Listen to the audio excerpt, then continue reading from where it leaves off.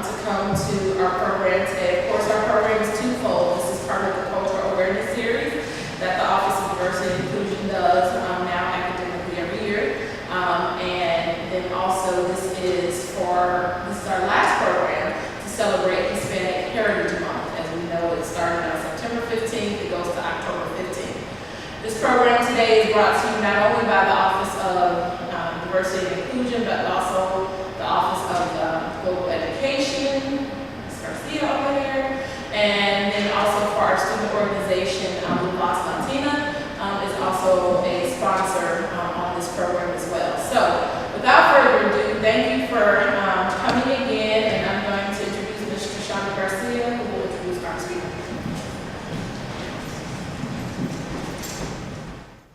So, my name is Trishana Garcia, and I'm the Director of Global Education here at Chestnut Hill College. And we're so excited to have representatives from the Mexican consulate here, so thank you. So I would like to just introduce you a little bit about Yvette Campion Rodriguez.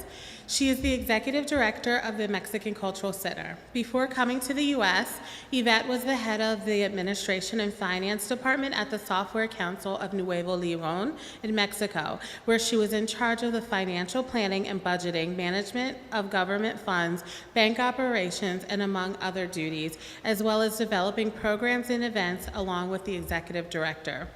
Prior to becoming the Executive Director, she worked at the Protection Department at the Mexican Foreign Service in the Mexican Consulate in Kansas City, Missouri, where her job consisted on guiding and counseling Mexicans facing difficulties with family labor, civil, immigration, and criminal matters. Taking into account the principles and regulations of international law as it adheres to the laws and regulations of the United States of America. As the Executive Director, she manages and cultivates relationships across groups of members, board of directors, a loyal base of sponsors and community partners. Leading MCC's day-to-day operations, she works in a collaborative management and servant leadership culture. She delivers cost-effective fundraising programs, maintains a high level of quality and demonstrable return on investment.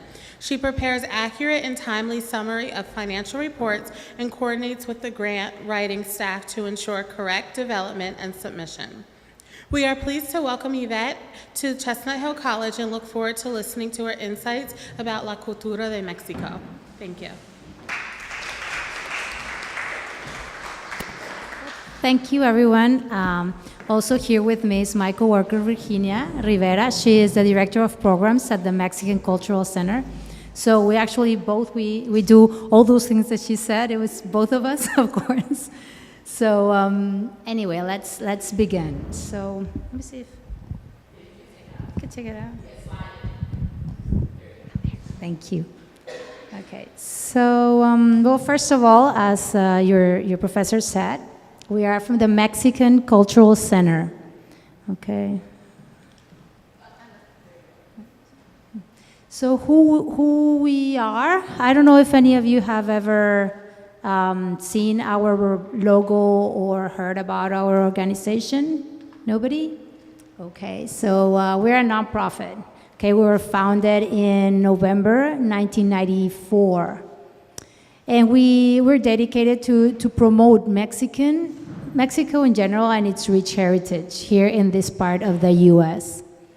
And how do we do that, right? What do we do? So we serve as a working hub for individuals, businesses, and students interested in Mexican culture and commerce, promotes the understanding of Mexico's influential culture and artistic diversity in the Delaware Valley. We support the cultural heritage of Mexican community, again in the Delaware Valley.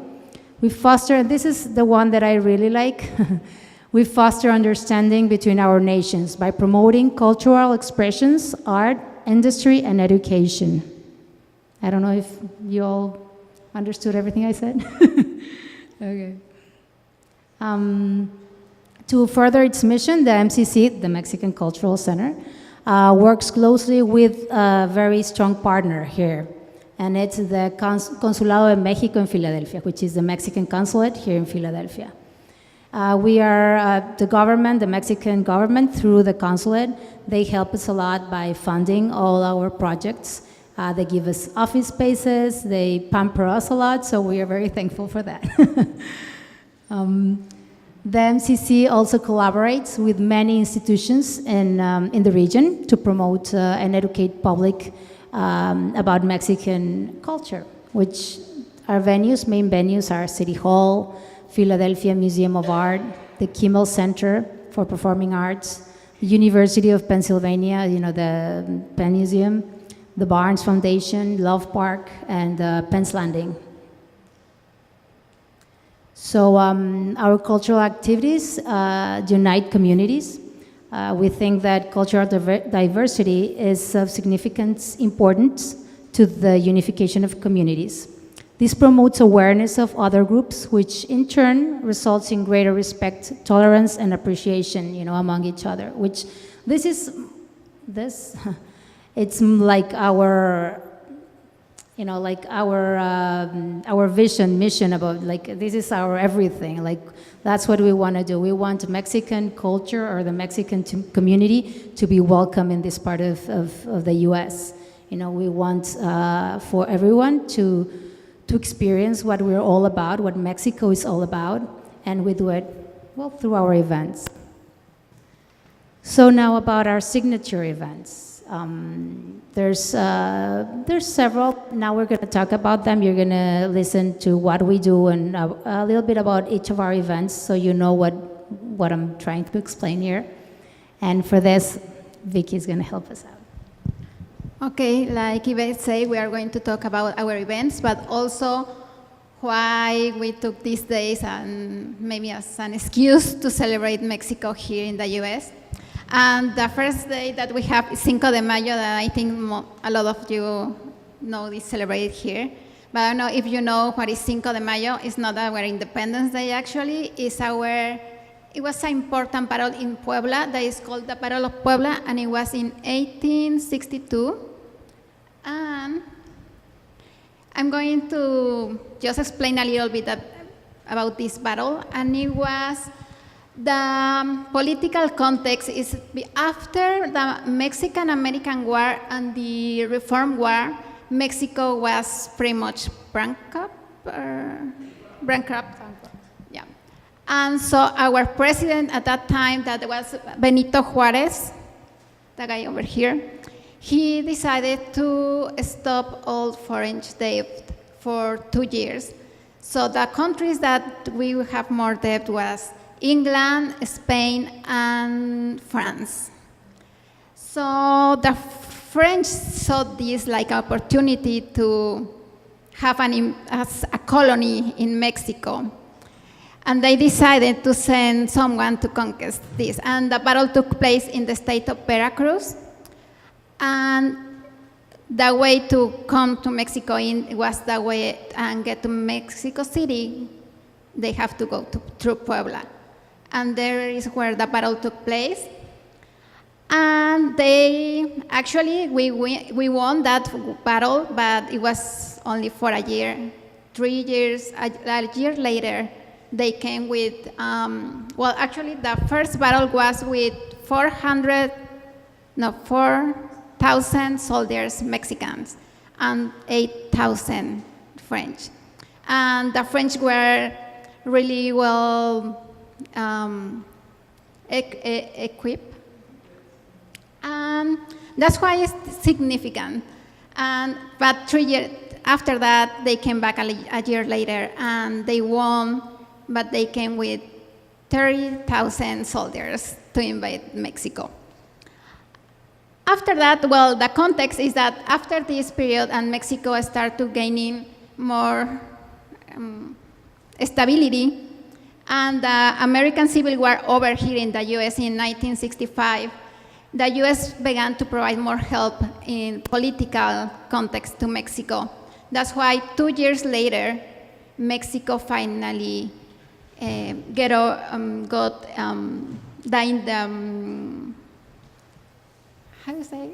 the French were, they left the Mexico. country Yeah, sorry. For good.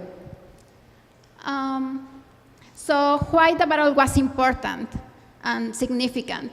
Well, it was a moral boost for the Mexicans that were fighting at that time over several wars. They needed to have a victory, establish a sense of unity in the nation.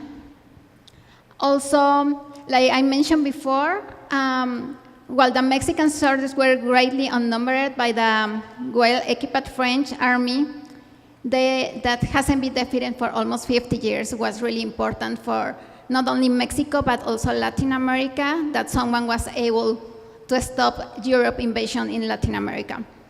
Also, this is like, we are not sure, but a lot of people say that thanks to that battle, not other countries were invaded after that, for a second time.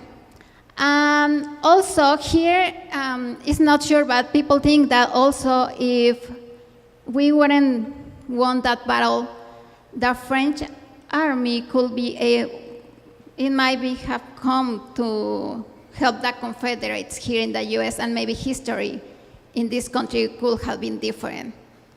We don't know for sure, but it's things that the reasons a lot of historians think that was important and has some significance here in the US. And that's why we here in Philadelphia celebrate Mexican Week. What we do in this week is we have several events to promote Mexico, as Yvette mentioned, with dance, culture, design. We partner up with different venues, like you saw earlier. We do, like, for example, it's a full week in which we, like, for example, this last Mexican Week, we had a showing of short films, Mexican short films about LGBT community. Then we had, at the Barnes Foundation, we had a folkloric dancing group. And then we also had, I don't know how many of you are like music, but we had Natalia Lafourcade, which she is a Mexican singer at a theater on South Street. We had different activities for everyone, you know, for young people, for older people, for everybody to come. And we would like to show a video. Yes. Yeah, and this week particularly we also promote not all our traditions, but also like the Mexico, contemporary Mexico. So now we have the Mexican Independence Day. That's another of our of big events. I don't know how many of you have ever been to, for example, Penn's Landing, for the Mexican Independence Day Festival? Yes? Huh? Oh, you have. Okay, what's been your experience? What have you been able to see when you were there? It was a while back, but it's pretty cool. It's a lot of like good vibes and festivities going on. Dancing, food, and it's cool. Okay. Did you see the civic part of it? Yeah, I'm from Philly, so But what about the civic part of the festival? Did you? Civic, yeah, sorry. You didn't see that part? Okay, so the civic. So we do this festival. It's at Penn's Landing, sorry, and it lasts around 6 hours. But there's a small. I think we're gonna go. Ready? Okay, yeah. Turn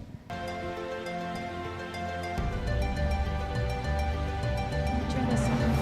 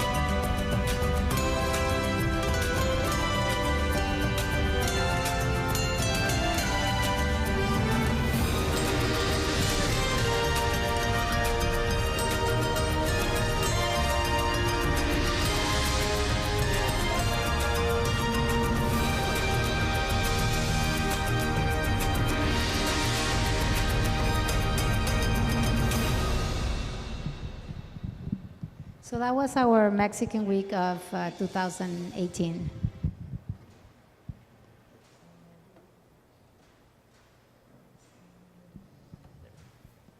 So anyway, as I was saying, the very small part of the whole festival, it lasts around half an hour, in which we do our civic ceremony. So the civic ceremony of the Mexican Independence Day Festival, it's how our independence began, which a lot of people think it's on May, like my Cinco de Mayo, like Virginia was saying, but it's not. It's on September 16th.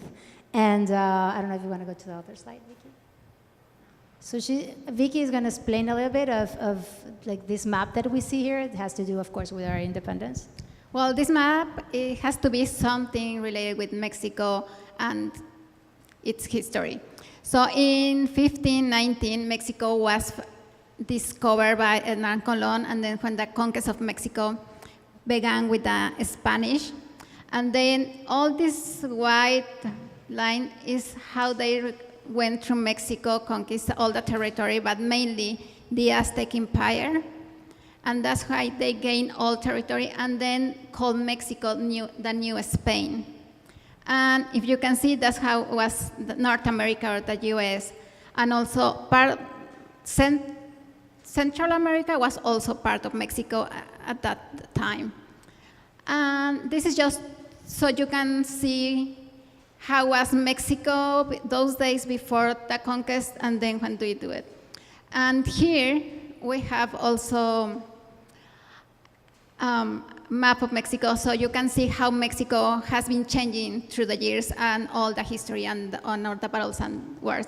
So how Yvette mentioned, our civic ceremony is a representation of the cry of Dolores or El Grito. That is the way our independence began. And this happened with the Father Miguel Hidalgo y Costilla on September 16 in 1810. And he was a father, and he began this movement of the independence, ringing a bell in a little town called, the town is called Dolores Hidalgo. So this happened over there. And at that time, Mexico territory was this one. It's very big. So if you can see, it's like I mentioned before, it's covered all this territory. Also, and our independence was finally completed by September 27, 1821. Then finally, Spain recognized our independence in 1836. After that, in the meantime, in this map you can see how Mexican territory was changing. And here you can see how it was Texas, and this old territory was lost for Mexico in 1848. So Mexico new border was this. And 100 maybe years later, a little bit more, Mexico was finally a federal republic in 1923. This is just a little frame of history so you can understand a little bit about how Mexico was changing and all the things that we were happening. And like a big symbol of our independence is the angel of independence. That's like our Liberty, Statue of Liberty, yeah. That's what it represents, and you can see that in Mexico City. It's in the biggest avenue, or the most important avenue over there in Mexico City. It's called Ángel de la Independencia, and it's in Avenida Reforma, which is an avenue. Okay, so we wanted to show you what our Mexican Independence Day Festival, how it went last year. We don't have, we're already at the beginning of October. We still don't have the one from this year. It's in the making, but we have the one from last year.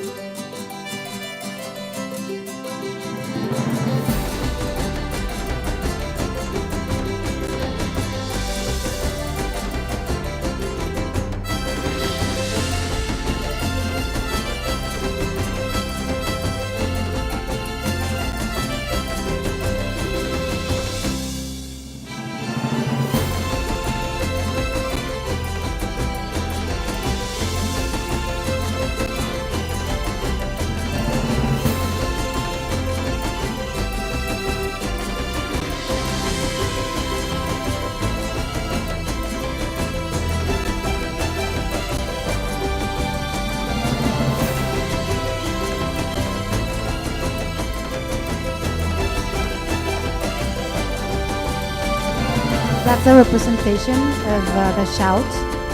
That's how our independence began back then.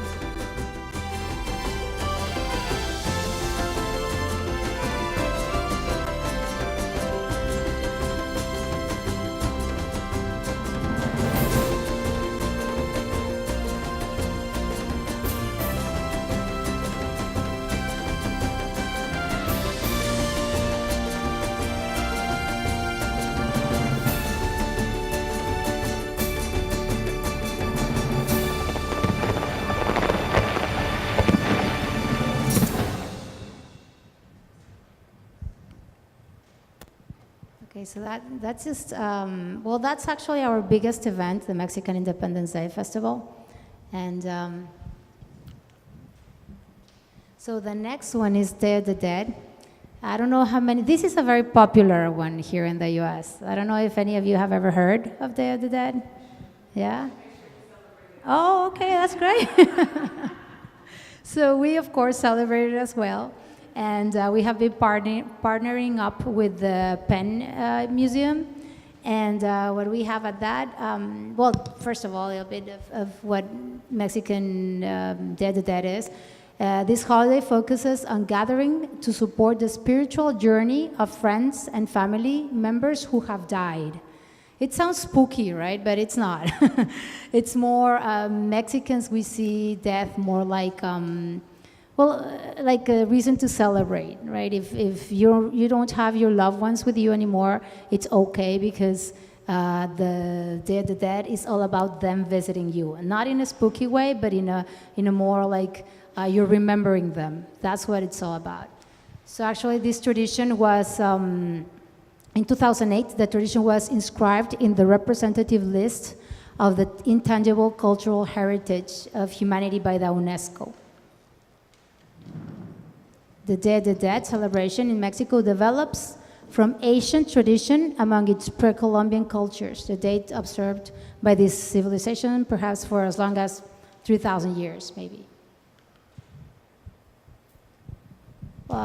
Traditions connected with this holiday include building private altars called ofrendas. I don't know how many of you have seen one of those, an altar or ofrenda. With what I said before, honoring for, we use it to honor the deceased using calaveras, Aztec marigolds, and their favorite food, the food and beverage that our loved ones, past ones, liked. The most important part is to visit their graves and honor them with many gifts. So in Mexico, what we do is a lot of people would go in at the beginning of November, the 1st and 2nd of November. They would go to the graveyard, actually. And you can see, like, in a lot of small towns, it's actually like a party, like a big party, because everybody goes and sets down food and sets down flowers or things that make them remember about the people that they're no longer with them. That's in Mexico. And here in this part of the U.S., it's more like we do an altar and we want, it's a celebration, it's a tradition, and we want to share it with everyone. We don't do it in a graveyard, which that would be spooky and weird. We do it with venues. Also, the meaning of the sugar skulls in the altar is just to remember or to try to have a name on the altar with the candies. Is something for the kids mostly. And usually you put the number of your family that you are remembering next to a candle, that the candle is supposed to light the way for them to all the way to back home. So that's why in the altar you see candles, you see fruit, bread. We have also a special bread in this celebration that is called pan de muerto in English. It must be bread of the dead. Also is with all this special flower that is called marigolds, like she said, and this we think because it's really popular at this time of the year.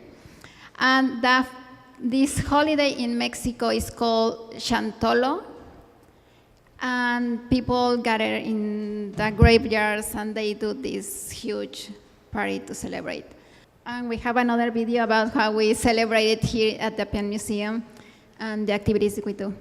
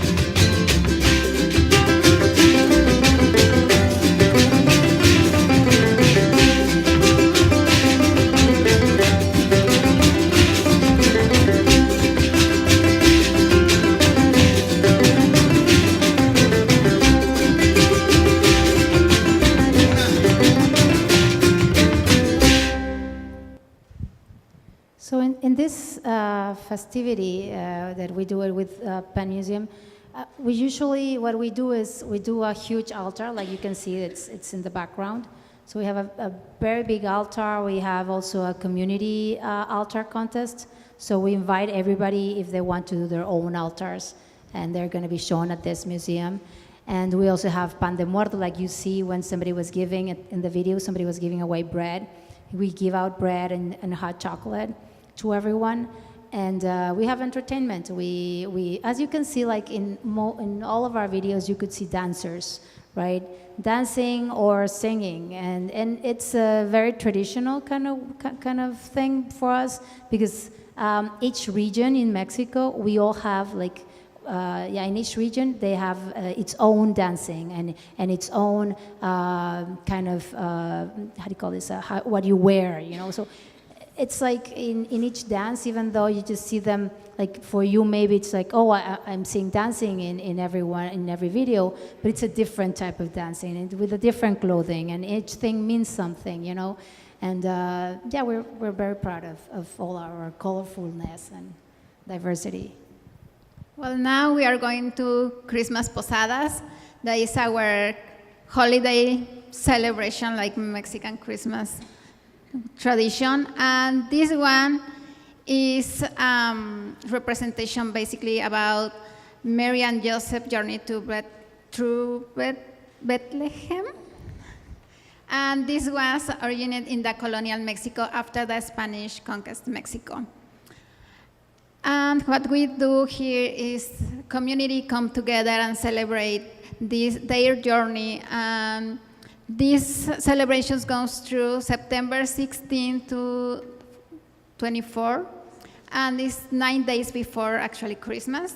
And we have posadas, so family or neighbors, they do gatherings, and usually the posadas consist in having a family, or maybe some place is going to be the host, and people divide, and we sing a special song asking posada as Mary and Joseph did for looking for a shelter. So this special song is about going forward, asking for a place to stay, and then when people finally let them go inside the house or wherever they are doing it, everyone sings, have food as part of the celebration. And finally, we end with the piñatas. And piñatas is not only something fun to do, actually it has a meaning. The traditional ones, they have 7 peaks, and they represent the 7 sins, capital sins. So that way, when you are breaking the piñata, that's that you are like Denying those sins in and you your life. are winning that battle, let's say it that way. And the candies that come through, usually now it's candies, but originally it's fruit. And it's like The blessings the that you blessings have, that you have for because you're denying those you sins. and going through all that. Well, as part of our holidays and celebrations, that you can see, some of them are related with Catholic religion, and this was a way blend that the Spanish tried to make easy for our indigenous people to understand and try to conquest with our original traditions that come with the Mayans, Aztecs, a lot of other Olmecs that maybe you haven't heard about it, but they try to blend all our traditions with the Catholic religion, so they try to put it all together. So, I guess like you can see, like Vicky said, since Spanish people, the people that conquered us at the beginning, they were Catholics. So there's a lot of, like the main religion in Mexico is Catholicism. I mean, we have a lot of others, of course, but the main one is Catholicism because of that, because we were conquered by the Spanish people, and they were very, very Catholic. And like Virginia was saying, they try to, like, since our indigenous people were very, they really believed in, for example, the sun and the water and things like that. They try to convince the indigenous people to, hey, look, come into Catholicism, we have this, and they try to lure them with these celebrations. And at the end, like right now, it's us Mexicans, we celebrate it even more than if you go to Spain, they don't celebrate it as much as we do, so, which I think it's funny, I guess. Yeah, and nowadays you can see that there are pyramids. On top of the pyramids, you can see churches. That's the way they try to cover all previous traditions. So they build churches on the top of our ruins. If you go to Mexico, that's the way it is. Like a lot of, you can find a church that was built, of course, by the Spanish people, and then underneath it's like she said, like a pyramid or a temple of some god or something. And now we are going to talk about a little bit more about Mexico in these days. Okay, so our friends from the Mexican consulate wanted us also to talk to you a little bit about, what Mexico is all about in numbers, which we believe, of course, it's also very important. So these are the leadership in key sectors, right? We have aerospace. I don't know how many of you knew all this, but these are important details. Mexico is the 6th supplier to the American aerospace industry. Medical devices, we are the largest exporter in Latin America and main supplier in the US. Automobiles and auto parts, we're the 8th producer and 4th exporter globally of new light vehicles in the world. 11% of light vehicles sold in the US were produced in Mexico, actually. Mexico is the main auto part supplier to the US and 5th in worldwide. Electronics, the beautiful screen that we all like. Actually, Mexico is a leader in those flat screens. The first exporter of refrigerators with freezer, we are the first, Mexico is. And the 7th largest exporter of mobile phones as well. So talking in numbers, Mexican companies here in the US, that's important. So, the most important number here is that together all these companies, all these Mexican companies that have come to the US, together these Mexican companies employ more than 81,000 people here in the US. The main brands, Mexican brands, I don't know how many of you have seen them, but it's Bimbo, and then Gruma, Misión, the tortillas, Lala, Wise, the chips, y Cementos Mexicanos. All of them are Mexican or have a Mexican-based. Now, tourism in the US, now this is probably something that most of you didn't know, but international visitors to the US, Mexico is the #1. People that come here for tourist reasons. Every year, well, this was a study they got in 2016. 19 million Mexicans visited the US. And then we were the #1, and then it was UK, Japan, China, Germany.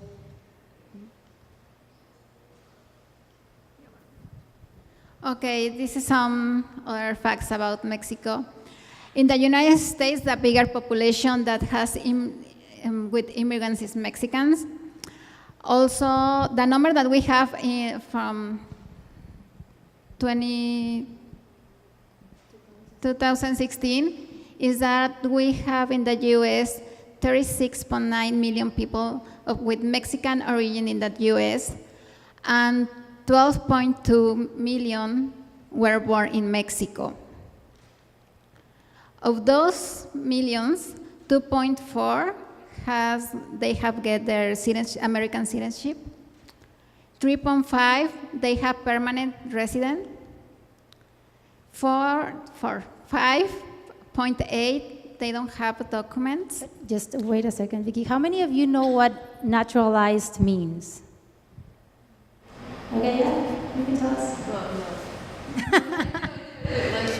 You're not born in the U.S., but you become American based on you were here for a long time and you took the test and you're naturalized. You're not a born citizen. Exactly, yeah. Okay, how many of you know what a permanent resident is?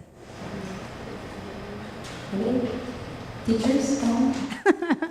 So a permanent resident is somebody that is from another country and it's, let's say, it's working here and they get their documents set up to get this,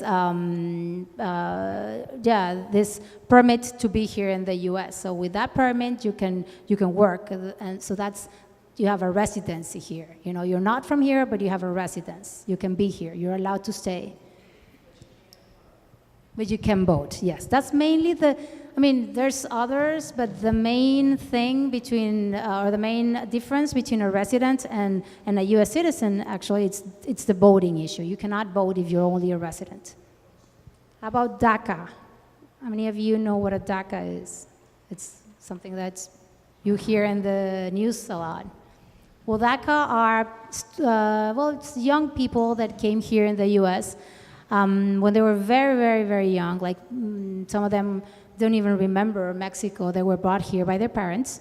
And, they have to, you know, they want to go to school like all of you, and they want to go to college, and they want a good education. So they undergo a process in which they ask the U.S. government if they can stay. So they give them a status, even though they came here without one, because they came here without them wanting, you know, they are granted a status, which is DACA. That's how it's called. And 3.4 million of those 5.8, they are eligible for getting a citizenship. So, and 24.7, they are from Mexican origins, but they are second or third generation here in the U.S. That a lot of them actually, they are American citizens.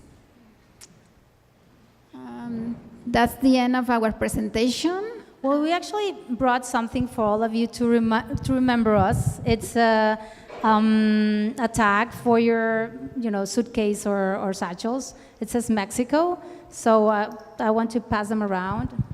And well, also if you don't have questions, we have information about if you would like to go to study to Mexico to learn the language or know more about Mexico. We have here some brochures so you can see where you can get more information about it.